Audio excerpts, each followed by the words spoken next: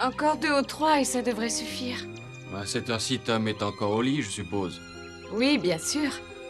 Je vois que tous les ennuis qu'il a eus ne l'empêchent pas de dormir. Quand je pense que tout le monde le croyait noyé quelque part au fond du Mississippi, et le voilà qui réapparaît pendant son propre office funèbre. Et pendant tout ce temps, il se trouvait sur l'île. Mais oui, il se trouvait tout près d'ici avec ses amis Ben et Huck. Merci. Voilà, j'en ai assez. Bon, à tout à l'heure. Mhm.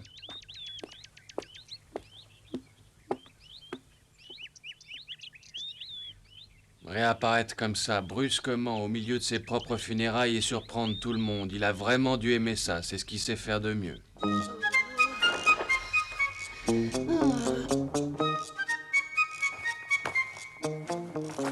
Tom, lève-toi, il faut qu'on parte à l'école.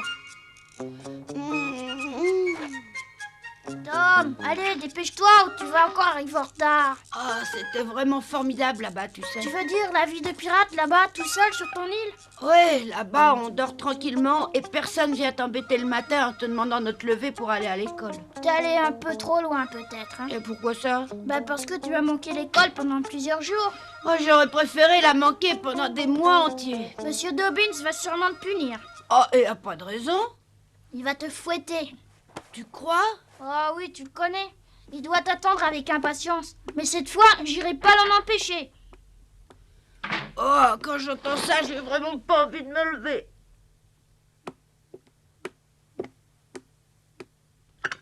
Bonjour ma tante. Bonjour, Tom est debout? Non, il n'a pas l'air très pressé. Toi aussi, tu t'es levé plus tard que d'habitude ce matin. Viens vite prendre ton petit déjeuner. Tom ne va plus savoir où donner de la tête aujourd'hui à l'école. Pourquoi ça? Pour tous les autres élèves de la classe, ce sera un véritable héros après tout ce qui s'est passé. Ah oui, tu crois? Bien sûr, on l'a tous cru mort, noyé dans le Mississippi. Le shérif a fait tirer du canot au-dessus du fleuve, comme on fait dans ces cas-là. Ensuite, il y a eu le service funèbre. Tout le monde était triste à cause de Huck, de Ben et de Tom. Et voilà qu'ils réapparaissent brusquement tous les trois. Et tout à coup, tous les gens qui étaient à l'église sont devenus contents et ont crié au miracle. Oui, finalement, j'ai eu tort de ne pas être plus sévère. J'aurais dû le punir. Ben et Tom sont plus populaires auprès des autres enfants que jamais aucun autre enfant ne l'a été. Il me semble que tout le monde va vouloir les approcher. Je voudrais bien que ça m'arrive à moi aussi. Oh, ne parle pas comme ça, s'il te plaît. Toi, tu es un brave petit, bien obéissant et bien élevé. Tu n'as vraiment pas besoin de faire des bêtises pareilles, comme lui. C'est facile de passer quelques nuits sur une île. Ça l'est beaucoup moins d'être un bon élève. Peut-être, mais les bons élèves ne sont pas admirés par les autres.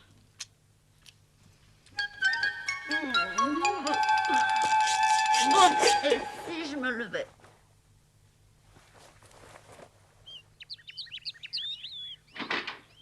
Oh, bonjour Ben. Bonjour Comment ça va? On t'attendait. Bonjour, Monsieur Rogers. Bonjour les enfants, bonjour. Vous êtes tous venus spécialement attendre Ben? Ouais, bien sûr. On voulait qu'il nous raconte ce qu'il avait fait sur l'île. Ça devait être vraiment passionnant. Oui, il va vous raconter tout ça. Hein, Ben? Tu leur raconteras ce qui s'est passé là-bas. Tu t'es amusé tous les jours? Oui, toutes les nuits. Et il vous racontera avec quel courage il a exploré toute l'île en compagnie de Huck et de Tom, toujours derrière lui. Et il vous parlera aussi de cette terrible nuit sous l'orage. Vous serez très étonnés. Ah ouais, hein, Ben, tu nous raconteras.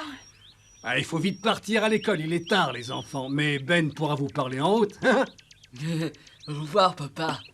À ce soir, mon grand. Oh, Monsieur Rogers, je suis vraiment contente que Ben soit revenu sain et sauf.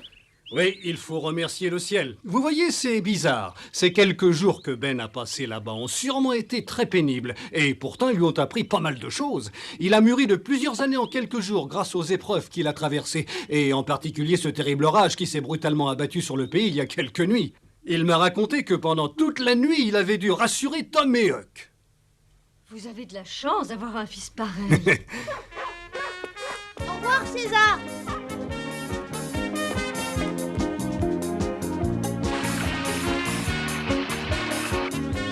Je te l'avais dit, j'étais sûr que ma mère serait contre. Il faut bien comprendre qu'on était des pirates. Et que des pirates, ça n'a peur de rien. La nuit de ce terrible orage, il y a un éclair qui est tombé entre nous trois. Non. Et alors? Et alors, je me suis dit que s'il était tombé 2 ou 3 mètres plus de mon côté, j'aurais été réduit en cendres. Mais avoue quand même que tu as eu peur à ce moment-là. Mais non, pourquoi voudrais-tu que j'ai eu peur? Moi, en tout cas, si j'avais été avec vous, j'aurais eu peur et j'aurais sûrement pleuré. Mais non, j'aurais été là et je t'aurais consolé. Tu devrais savoir que le capitaine Tom Sawyer est très gentil avec les filles. Tiens, Becky. Becky, Tom me raconte comment il a vécu plusieurs jours sur l'île. C'est passionnant. Tu vas bien vouloir répéter tout ça, Becky? Mais oui, bien sûr, Becky. Ce n'est pas la peine, merci. Ces histoires-là ne m'intéressent pas. Bon, à plus tard. Mais Becky, ne pars pas, attends-nous. Elle n'a pas l'air très gaie. Alors, Tom, qu'est-ce qui s'est passé d'autre sur l'île? Oh, on avait trouvé une petite caverne en explorant l'île. Et quand il pleuvait, on allait s'y réfugier. Hé, Huck, bonjour. Alors, tu te rends intéressant auprès des filles? Oh, mais non, je me rends pas du tout intéressant. En arrivant chez moi hier, j'ai découvert que ma maison avait été à moitié détruite par l'orage. Oh, c'est vraiment pas de chance. J'aurais du mal à la réparer tout seul. Oh, t'inquiète pas, j'irai t'aider après l'école. Tu retournes à l'école, je te plains? Ben est passé lui aussi tout à l'heure. Ah oui, Ben, il était seul? Non, ils étaient plusieurs et Ben leur racontait son aventure sur l'île. C'était à mourir de rire. Mais tu sais qu'on est devenus de vrais héros dans tout le pays. Je vois pas pourquoi. Passer quelques jours sur une petite île, ça n'a rien de si terrible. Mais avant nous, pas un enfant du pays ne l'avait fait, c'est bien, non? Et arriver au beau milieu de ses propres funérailles, avoue que c'est pas mal non plus. Oh, te fatigue pas, t'arriveras pas à me convaincre. Tom, dépêche-toi un peu, il faut qu'on parte. Bon, je passerai te voir. Ouais, d'accord. Allez. Qu'est-ce que Tom fabrique avec Amy? Je pensais que c'était Becky qui l'intéressait.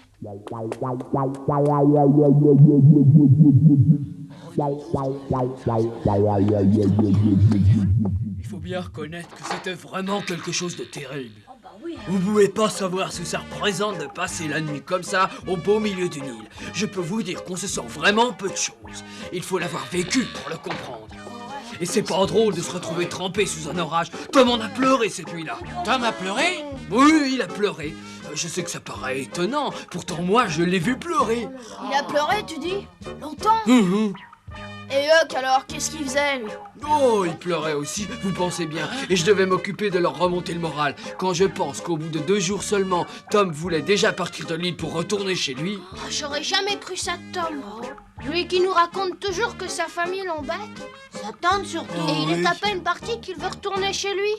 Et toi, t'as pas eu envie de rentrer chez toi? Oui, moi aussi je dois bien avouer que l'idée m'en a effleuré l'esprit. Mais j'ai pensé à tout le mal qu'on s'était donné pour aller s'établir sur cette île. Et je me suis dit que ce serait complètement idiot de repartir aussi rapidement. Et alors j'ai eu une inspiration géniale. J'ai pensé qu'on devrait attendre jusqu'au dimanche pour réapparaître devant tout le monde au beau milieu de nos funérailles. Et après beaucoup de discussions, j'ai réussi à convaincre finalement Huck et Tom. Bonjour Becky, comment tu vas? Ça va, Charlie, merci beaucoup. Avouez que ma petite idée n'était pas si mauvaise. Elle était formidable, tu veux dire? Ah ouais, extraordinaire. Moi, j'avoue que j'y aurais Ah non, jamais jamais j'aurais pensé. pensé. Ah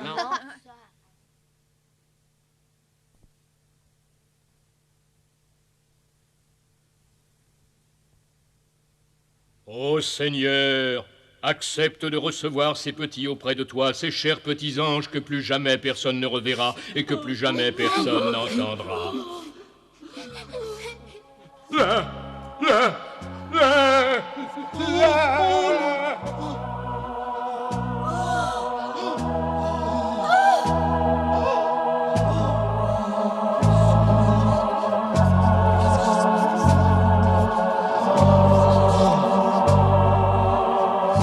Mon chéri, viens dans mes bras.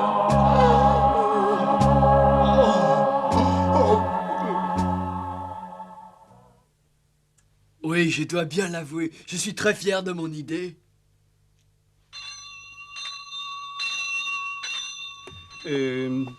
Monsieur Dobbin, s'il vous plaît. Oui, monsieur le directeur.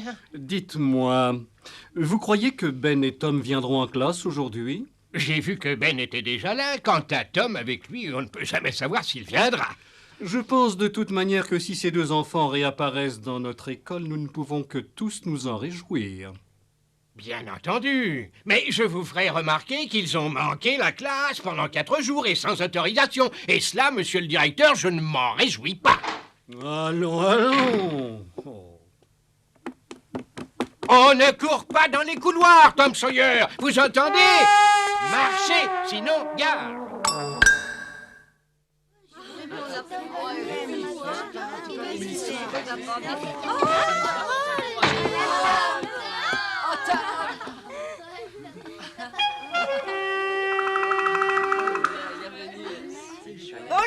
Bonjour là-dedans.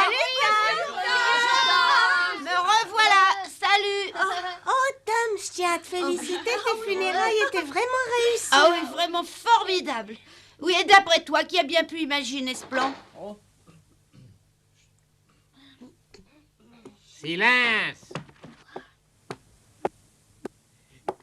J'ai raconté à tout le monde avant que t'arrives comment ça s'était passé sur l'île. Pas la peine de recommencer. Ah oui, déjà, ils ont dû être très surpris. Ça oui, alors. Ah, y a de quoi. Autant vous le dire tout de suite, je ne suis pas content ce matin. Thomas Sawyer! Et toi aussi, Ben Rogers! Voulez-vous vous lever tout de suite? La ville tout entière a été très gentille avec vous. Mais je dois vous préciser que d'aussi mauvais élèves que vous ne méritent pas une telle clémence.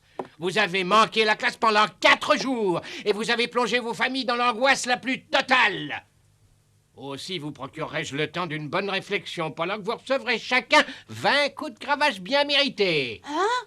20 coups, c'est beaucoup. Non, c'est vraiment le minimum. Lequel de vous deux va commencer? Ben, vas-y le premier. Non, vas-y, je te suis. Attendez, ça n'est pas juste au fond de vous administrer la même punition. Je voudrais bien savoir tout d'abord qui a eu l'idée de partir sur cette île. Et surtout, lequel de vous deux a eu l'idée machiavélique de réapparaître au beau milieu des funérailles. Alors, celui de vous deux qui a entraîné l'autre, qui était le chef en quelque sorte, recevra 30 coups de cravache, et l'autre seulement 10. Bon, alors lequel de vous deux était le chef? C'était Tom ou Ben? Quelqu'un le sait? Toi peut-être, ami. Je t'ai vu arriver à l'école en compagnie de Tom et je suppose qu'il t'a parlé en chemin. Alors, dis-moi tout de suite lequel de ces deux garnements était le chef. Alors, ami, réponds-moi vite, c'est un ordre. Mais je ne sais pas, monsieur. Tu le sais et tu vas le dire. Mais non, monsieur, je n'en sais rien du tout. Ami, fais attention à toi. Je n'aime pas ça. Tu essaies de protéger l'un des deux. Mais non, monsieur. Je ne sais pas lequel des deux était le chef. Oh, debout immédiatement. Oh, mais je n'ai rien fait de mal. Arrêtez, monsieur Dobbins. Ami ne sait pas qui c'est. Tiens. J'aurais parié que c'était toi.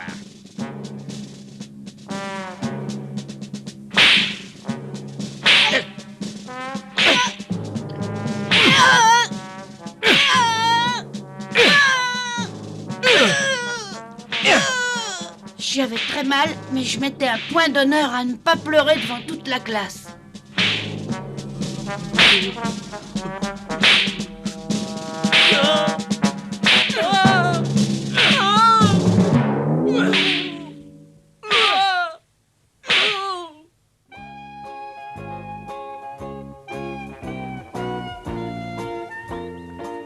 Comme le radeau avait été emporté par les eaux, il n'y avait pas le choix.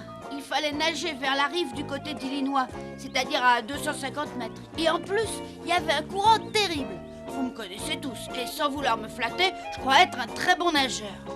En atteignant la rive, j'avais été déporté au moins 800 mètres plus bas par le courant. Ah oui, tant que ça, mais c'est énorme. Et franchement, j'ai failli faire demi-tour à un moment. J'avais encore jamais vu un courant pareil dans le Mississippi. Mais tu as continué? Ouais, heureusement. Et tu es arrivé finalement? Qu'est-ce que t'as fait alors? À peine sur la rive, je suis parti en courant. Il fallait absolument que je prenne le dernier bateau qui traversait le Mississippi. Et alors tu es arrivé à temps? Une minute, je voyais à peine devant moi, mais j'ai couru le plus vite possible. Je ne pensais qu'à une chose, c'était courir vers la lumière que j'apercevais. Bah d'où elle Mais venait, oui, d'où cette elle lumière venait? Mais du bateau, prêt à partir, que je voyais là-bas. Loin. Pourquoi tu restes à l'écart? Mais c'est Charlie. Si tu veux bien, j'aimerais que tu me lises un passage de ton livre. Attends, je vais le chercher. Et après? Alors, on t'écoute, Tom, qu'est-ce que t'as fait? Oui, bah alors le courant m'a déporté à 800 mètres de l'endroit où j'avais pensé arriver. Heureusement, je suis un bon nageur. Mais tu nous l'as déjà dit tout ça. Dis-nous plutôt si tu es arrivé au bateau à temps. Oh, pardon, oui, le bateau avait pris un peu de retard, ce qui fait que je suis arrivé juste avant qu'il parte. Et grâce à l'obscurité, j'ai pu sauter dans le canot de secours sans être vu.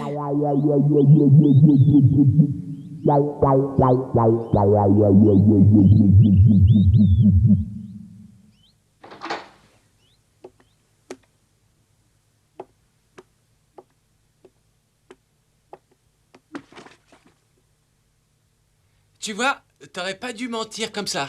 Maintenant, c'est Tom le héros, et lui seul.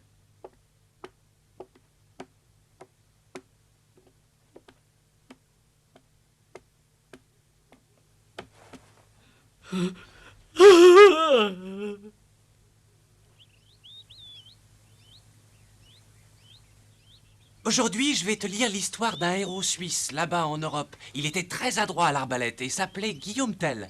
Tiens, regarde les images. Le tyran qui opprimait le pays l'avait obligé à passer une terrible épreuve. Il avait fait poser une pomme sur la tête du fils de Guillaume pour qu'il la touche avec un de ses traits d'arbalète, pour prouver son adresse. Becky, tu écoutes ce que je te lis ou tu veux que j'arrête? Oh, mais je t'écoute. Guillaume Tell avait offert une pomme à son fils et...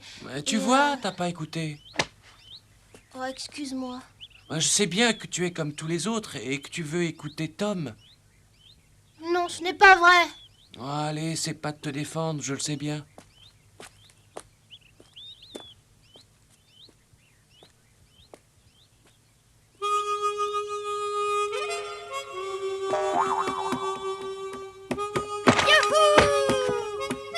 Ben alors, pourquoi tu vas pas rejoindre les autres? Ils veulent entendre ce que tu as à raconter. Tu crois vraiment? Bah, puisque je te le dis. Tom, pardonne-moi. Je me suis un peu laissé emporter et j'ai menti sur ce qui nous était arrivé. Qu'est-ce que t'as dit? Ben, par exemple, j'ai raconté que tu avais pleuré et que c'est moi qui avais eu l'idée de rentrer dimanche. Oh, Tu comprends, ils étaient tous là à m'admirer et à boire la moindre de mes paroles. Et à ma place, tout le monde aurait fait pareil. ouais, peut-être bien, Ben. Allez, va, je te pardonne si ça te fait plaisir. Non, c'est vrai? Oh! Oh! Mais oui, tu as raison, j'aurais fait comme toi. Alors tu ne m'en veux pas? Mais non, va vite raconter tes aventures. Oui, j'y vais. Mais dis bien la vérité cette fois. Oh, tu sais que ça fait encore une maman. Oh, je t'ai juste frôlé, n'exagère pas. Frôlé, tu parles? Non. Tom, Becky attend que tu ailles la voir. Raconte pas d'histoire, s'il te plaît. Oh, mais je te raconte la pure vérité. Alors c'est vrai, tu dis qu'elle veut me voir? Mais oui, elle est assise dehors et elle t'attend sur le banc. Oh, merci, Charlie. Ils commencent à me fatiguer, les héros.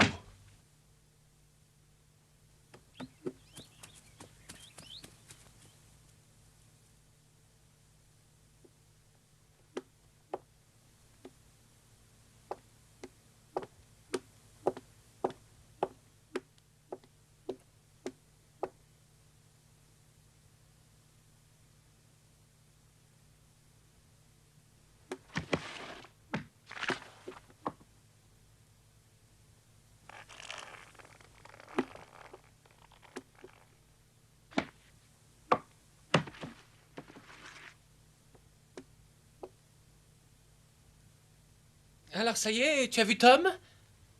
Non, pourquoi? Ça c'est bizarre. Je lui ai dit que tu l'attendais sur le banc. Vous avez dû vous manquer d'une seconde. Arrête de me parler de lui. Tu entends, Charlie, ne me parle plus jamais de Tom. Je n'aime pas tellement les fiers à bras. Alors là, moi non plus, Becky. Tu as bien raison.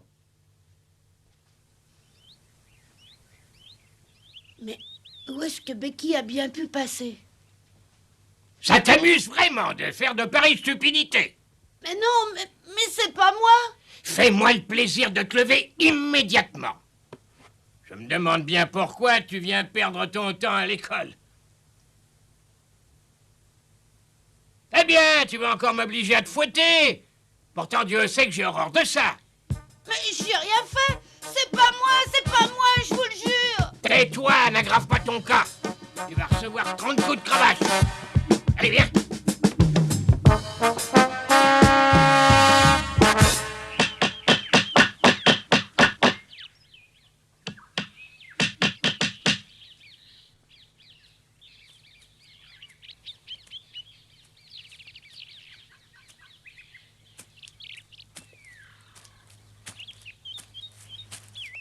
Qu'est-ce que tu fais? Dépêche-toi! Oh, c'est pas de chance. Mais je vais pas pouvoir t'aider à réparer aujourd'hui. Ah bon? Pourquoi ça? Oh, parce que j'ai trop mal. Dès que je bouge, j'arriverai pas à grimper jusque là-haut. Qu'est-ce que tu racontes? C'est encore une excuse pour aller prendre le thé chez Becky? Oh non, alors, c'est malheureusement vrai, j'ai très mal. Oh! Attends un peu et tu seras bien obligé de me croire. Oh là là!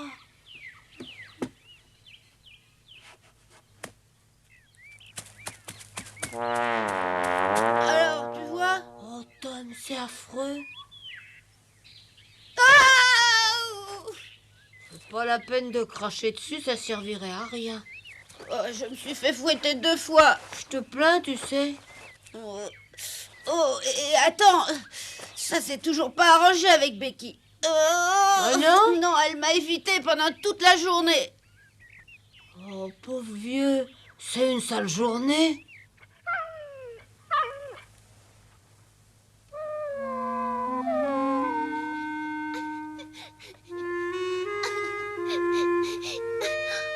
J'ai vraiment été très méchante.